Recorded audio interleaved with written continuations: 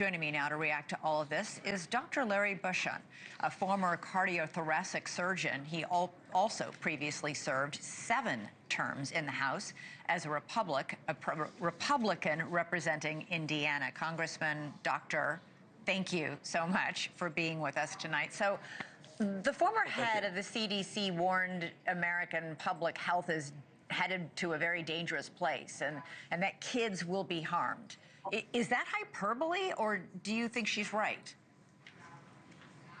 Well, I think it depends. I think, we'll see the reaction tomorrow of the recommendations coming out of this committee, the ACIP committee of appointees that are all new. And I'm on the record saying it was not a good idea to fire long-term scientists who actually have no connection to industry or the government. For the most part, they have disclosures they had to complete. And so there's an independent panel. So we'll see what comes out of there tomorrow. I think what you're going to see is a reaction from the physician community standing up for childhood vaccination.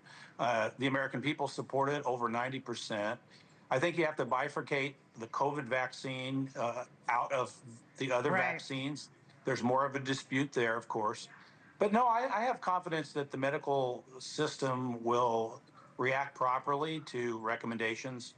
And I'm hopeful that those recommendations will follow long-standing recommendations on childhood vaccinations, particularly.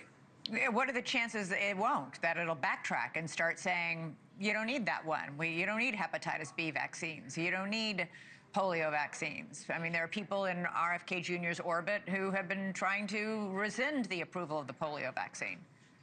Yeah, I mean, you saw a mixed reaction in the committee hearing today, and you saw Senator Cassidy at the end recommending the hepatitis B vaccine. He should know he's a gastroenterologist.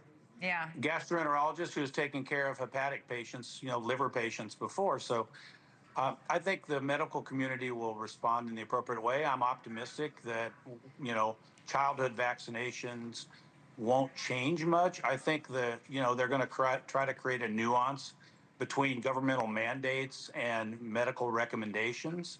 And that's, I think, where there's a fine line there. But I'm very hopeful that the medical community will ultimately come down on the side of childhood vaccinations. We've had a long history of that. I mean, Senator McConnell, for example, had polio. So, people on Capitol Hill understand that. I don't think people are going to stop getting the polio vaccine, for example. Now, there are some people who are.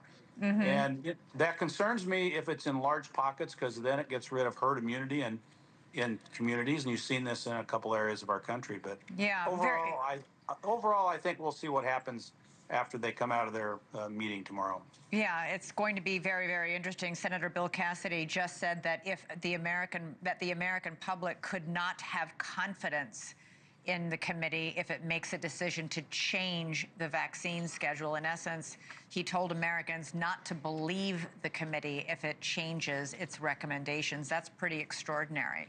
Do you agree with Dr. Cassidy, Senator Cassidy?